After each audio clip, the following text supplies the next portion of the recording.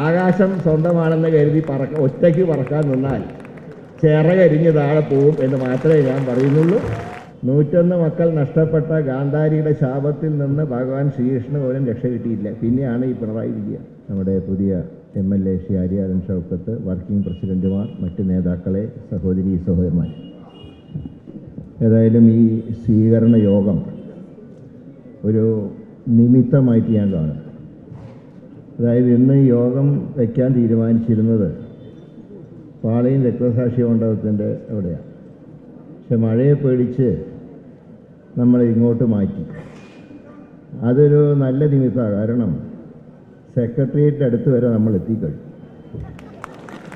അപ്പോൾ നിലമ്പൂർ മോഡൽ പ്രവർത്തിച്ചാൽ നല്ല നേരം നോക്കി അവിടെ പ്രവേശിക്കാം. അപ്പോൾ അതുകൊണ്ടാണ് ഞാൻ പറഞ്ഞത് ഇത് നല്ലൊരു നിമിത്തമാണ് എന്ന് പറയാൻ കാരണം.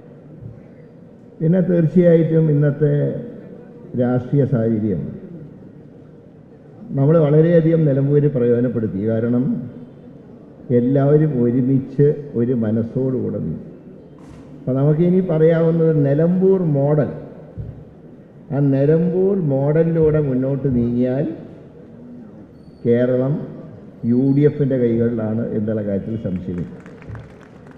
ഞാൻ മുമ്പ് ഒരു കാര്യം പറഞ്ഞു. നമ്മുടെ ഈ ആശാ സമരത്തിൽ അവർക്ക് പിന്തുണ പ്രഖ്യാപിച്ചുകൊണ്ട് അന്ന് ഞാനൊരു കാര്യം പറഞ്ഞു.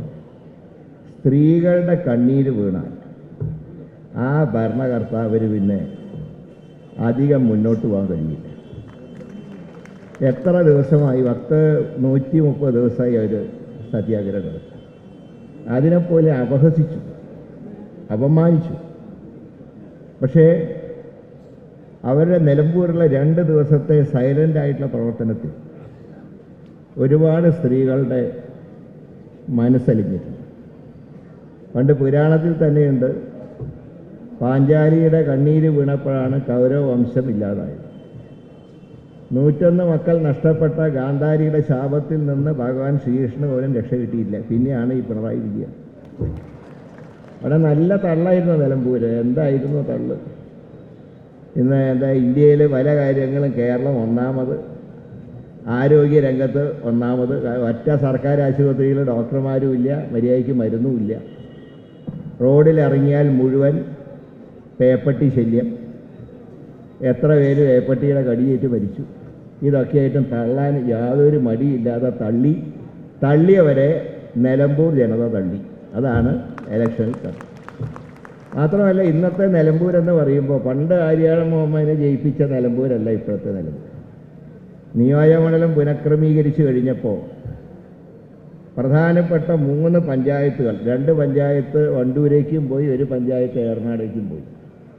ഇപ്പോഴത്തെ നിലമ്പൂരെന്ന് പറഞ്ഞാൽ 50-50 ചാൻസുള്ള നിലമ്പൂരാണ്.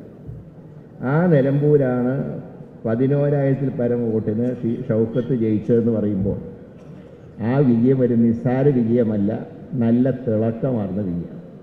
ഞാൻ കൂടുതലൊന്നും പറയുന്നില്ല. ഒരു മനസ്സോടെ ഒരുമിച്ച് നീങ്ങിയ ഈ ഒറ്റ കെട്ടിന് പകരം കെട്ടിയാൽ പഴിഞ്ഞു പോകും. അത് വേണ്ട. ഒരു മനസ്സോടെ ഒരുമിച്ച് നീങ്ങിയാൽ കേരളം നമുക്ക് തന്നെയാണെന്നുള്ള കാര്യത്തിൽ സംശയമില്ല. അതുകൊണ്ട് ശ്രീ ആര്യാടൻ ഷൗക്കത്തിന് എല്ലാ മംഗളങ്ങളും നേരുകയാണ്. നല്ലൊരു നിയമസഭാ സാമാജികനായി പ്രവർത്തിക്കാൻ അദ്ദേഹത്തിന് കഴിയട്ടെ എന്ന് ആശംസിക്കുന്നു. അതോടൊപ്പം തന്നെ ഈ സ്വീകരണ യോഗം വയ്ക്കുമ്പോൾ നമുക്കും ചില പ്രതിജ്ഞ എടുക്കാനുണ്ട്. തിരുവനന്തപുരം കോർപ്പറേഷൻ നമ്മൾ പിടിക്കണം. തിരുവനന്തപുരം ജില്ലയിൽ 14-ൽ കഴിയുന്ന ഒരു സീറ്റ് പോലും മാറ്റി നിർത്തേണ്ട ആവശ്യമില്ല. ആ ഒരു പ്രതിജ്ഞ എടുത്ത് നീങ്ങേണ്ട ദിവസം കൂടിയാണെന്ന്. പറക്കുമ്പോൾ നമുക്ക് എല്ലാവർക്കും കൂടെ ഒരുമിച്ച് പറക്കണം. അല്ലാതെ ആകാശം സ്വന്തമാണെന്ന് കരുതി ഒറ്റയ്ക്ക് പറക്കാൻ നിന്നാൽ ചിറകരിഞ്ഞ് താഴെ പോവും എന്ന് മാത്രമേ ഞാൻ പറയുന്നുള്ളൂ. എല്ലാ മംഗളങ്ങളും ഷൗക്കത്തിന് ഒരിക്കൽ കൂടെ നേർന്നുകൊണ്ട് ഞാൻ എൻ്റെ വാക്കുകൾ അവസാനിപ്പിക്കുന്നു. എല്ലാവർക്കും എൻ്റെ വിനീതമായിട്ട് നമസ്കാരം.